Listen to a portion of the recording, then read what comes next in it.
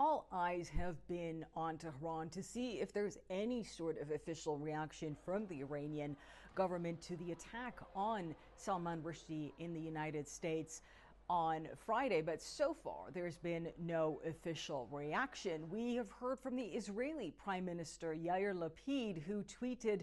his country's condemnation on Saturday evening, and he also blamed Iran, saying it was the incitement that has been led by what he described as the extremist regime in Tehran for decades that has led to this attack. Of course, it was back in 1989 that the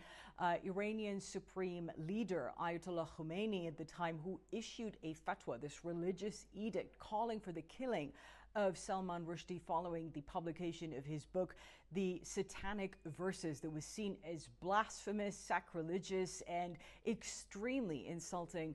for some Muslims, an attack on their prophet and their religion. Now, in the 90s, it did appear that the Iranian government at the time was softening its position, that it might be backtracking on that fatwa. But in recent years, as recent as 2017, we've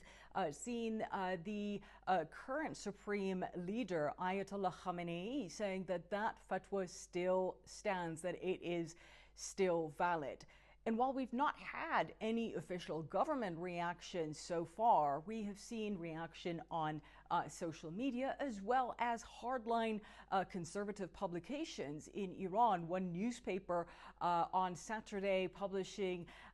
this column in which they praised the attacker, who they described as a warrior, saying that he deserved 1,000 bravos, hundreds of God blesses, that the hands of this warrior, as they described him, should be kissed for attacking Rushdie, who they described as an apostate. Another newspaper, also with a very disturbing headline,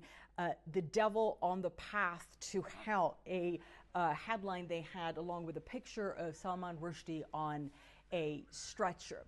Now, there has been also some speculation and questions about whether this suspect in the United States has any links to Iranian-backed groups or extremist groups